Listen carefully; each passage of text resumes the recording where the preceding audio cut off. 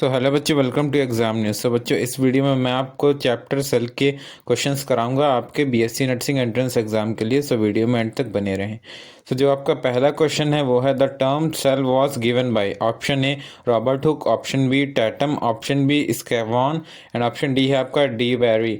मतलब इसमें यह पूछ रहा है कि जो सेल टर्म है वो किसने दिया था। सो चलिए अब जान लेते हैं कि इसका करेक्ट आंसर क्या है।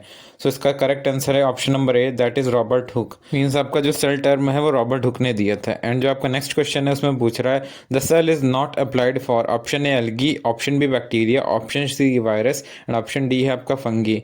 मतलब इसमें यह कहना है कि सेल इनमें से किसके लिए अप्लाई नहीं होता है। एंड चलिए जान लेते हैं कि इसका करेक्ट आंसर क्या है।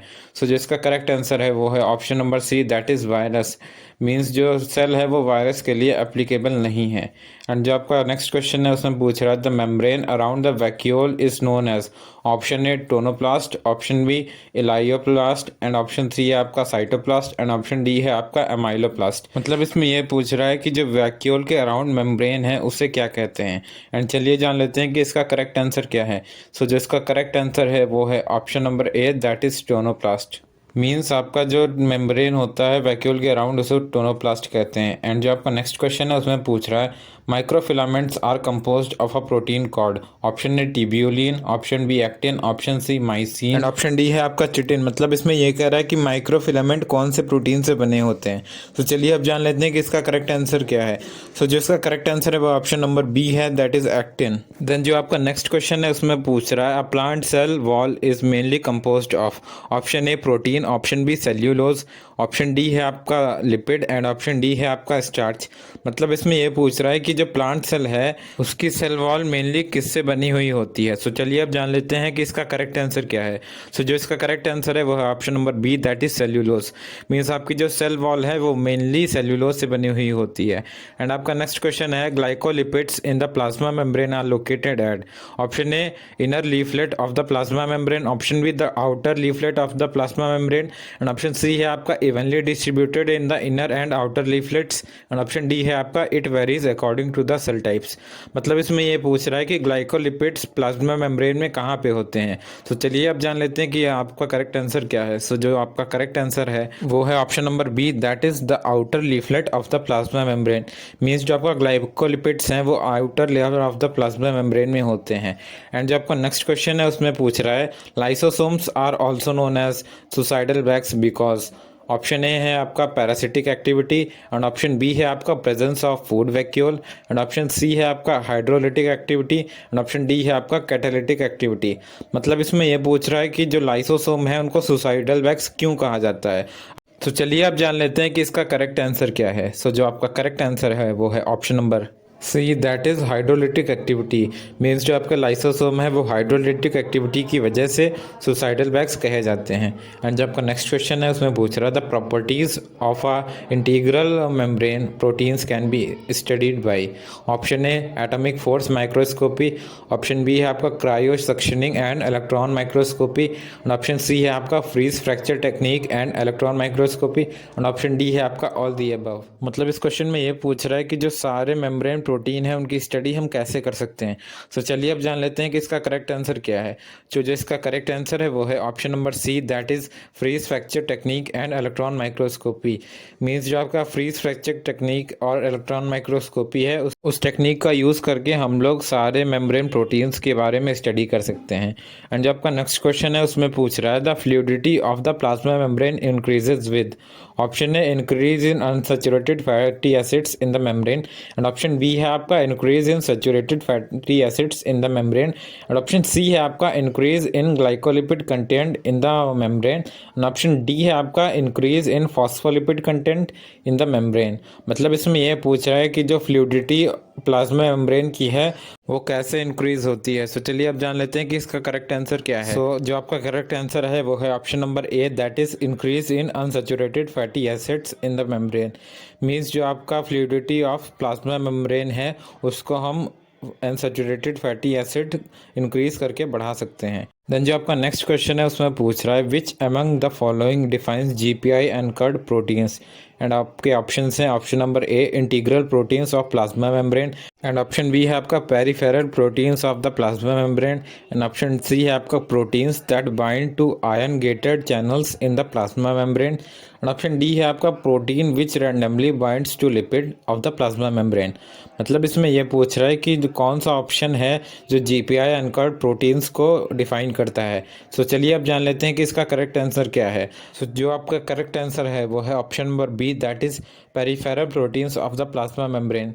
मतलब जो आपका peripheral proteins of plasma membrane है वो जीपीआई एंकर्ड प्रोटीन्स को बताता है। जो आपका नेक्स्ट क्वेश्चन है उसमें पूछ रहा है the resting potential membrane is determined by, and आपके ऑप्शन हैं option number A potassium ion gradient, and option B है आपका sodium ion gradient, and option C है आपका bicarbonate ion gradient, and option D है आपका नन। मतलब इसमें ये पूछ रहा है कि रेस्टिंग पोटेंशियल मेम्ब्रेन हम लोग कैसे पता लगाते हैं। सो चलिए जान लेते हैं कि इसका करेक्ट आंसर क्या है। सो इसका करेक्ट आंसर है option number A, that is potassium ion gradient. Means हम लोग पोटेशियम आयन ग्रेडियंट से रेस्टिंग पोटेंशियल मेम्ब्रेन पता लगाते हैं। एंड जो आपका नेक्स्ट क्वेश्चन है उसमें पूछ रहा है the oxygen and carbon dioxide crosses the plasma membrane by the process of, and option A है आपका एक्टिव डिफ्यूजन, ऑप्शन बी है आपका facilitated diffusion, and option C है आपका passive diffusion, and option D है आपका रैंडम डिफ्यूजन। मतलब इसमें ये पूछ रहा है कि जो ऑक्सीजन और CO2 है वो प्लाज्मा मेम्ब्रेन से कौन सी प्रोसेस के थ्रू पास आउट होती है।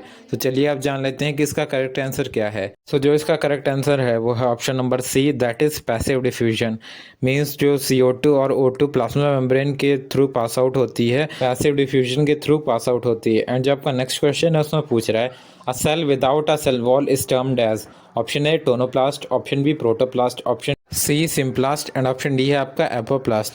मतलब इसमें यह पूछ रहा है कि उस सेल को क्या कहेंगे जिसके पास सेल वॉल नहीं है।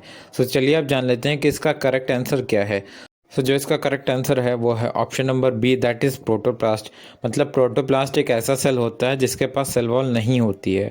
जो आपका नेक्स्ट क्वेश्चन है उसमें पूछ रहा है which is not an example of transmembrane transport between different subcellular compartments.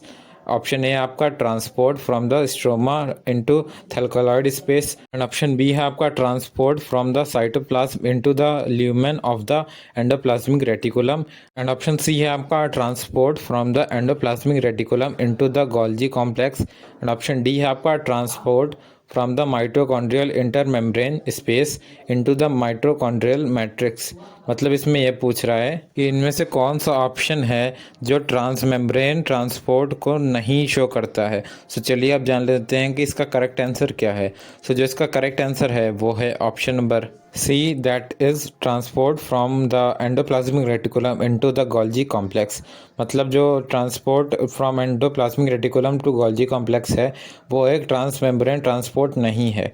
And जब आपका नेक्स्ट क्वेश्चन है उसमें पूछ रहा है which is correct regarding the peptides in the Ramachandran plot, and आपके ऑप्शन है option number A the sequence of the peptide can be deduced, option B है आपका it is not possible to conclude whether a peptide adopts entirely helix or entirely beta sheet conformation, and option C है आपका peptides that are unstructured will have all the backbone dihedral angles in all disallowed regions, and option D है आपका the occurrence of a beta turn conformation in a peptide can be reduced। तब इसमें ये पूछ रहा है कि कौन सा ऑप्शन करेक्ट है पेप्टाइड के रिगार्डिंग रामचंद्रन प्लॉट का। एंड चलिए जान लेते हैं कि इसका करेक्ट आंसर क्या है। सो जो इसका करेक्ट आंसर है वो है option number D, that is the occurrence of a beta turn conformation in a peptide can be reduced.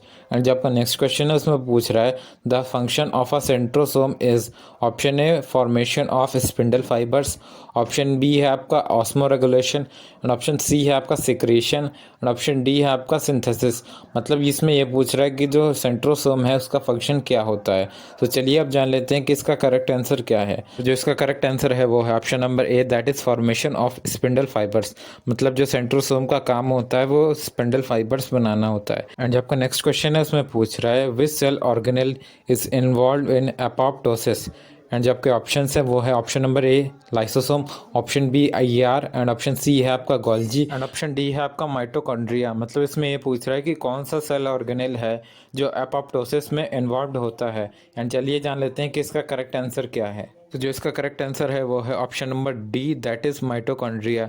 मतलब माइटोकॉन्ड्रिया एक ऐसा सेल ऑर्गेनेल है जो एपोप्टोसिस में इन्वॉल्व होता है। एंड जो आपका नेक्स्ट क्वेश्चन है उसमें पूछ रहा है phosphatidylserine residues in the plasma membrane are located at option A inner leaflet in the plasma membrane and option B है आपका the outer leaflet of the plasma membrane और ऑप्शन सी है आपका evenly distributed in inner and outer leaflet and option D है आपका none। मतलब इसमें ये पूछ रहा है कि फॉस्फेटिडिलिसरीन के रेसिड्यूज जो हैं वो प्लाज्मा मेम्ब्रेन में कहाँ पे होते हैं। तो चलिए अब जान लेते हैं कि इसका करेक्ट आंसर क्या है। सो जो इसका करेक्ट आंसर है वो है option number A, that is inner leaflet of the plasma membrane. Means आपका जो फॉस्फेटिडिलिसरीन के रेसिड्यूज हैं वो inner leaflet of plasma membrane में होते हैं। देन जो आपका नेक्स्ट क्वेश्चन है उसमें पूछ रहा है distribution of intrinsic proteins in the plasma membrane is option A random, option B है आपका सिमेट्रिकल एंड ऑप्शन सी है आपका एसिमेट्रिकल एंड ऑप्शन डी है आपका नन। मतलब इसमें ये पूछ रहा है कि distribution of intrinsic protein plasma membrane में कैसा होता है। सो चलिए अब जान लेते हैं कि इसका करेक्ट आंसर क्या है। तो जो इसका करेक्ट आंसर है वो है option number C, that is asymmetrical. Means जो आपका इंट्रिंसिक प्रोटीन का डिस्ट्रीब्यूशन होता है वो एसिमेट्रिकल होता है।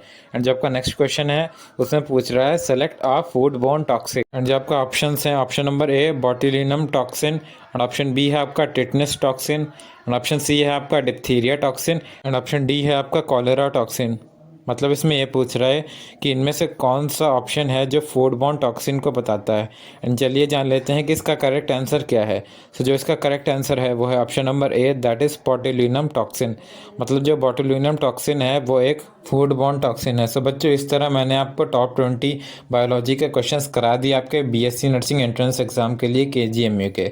एंड इसी तरह मैं आपके लिए वीडियो लाता रहूँगा। सो चैनल को सब्सक्राइब भी कर दें एंड वीडियो को शेयर भी कर दें आपके फ्रेंड्स के साथ जो भी बीएससी नर्सिंग प्रिपेयर कर रहे हो। Thank you.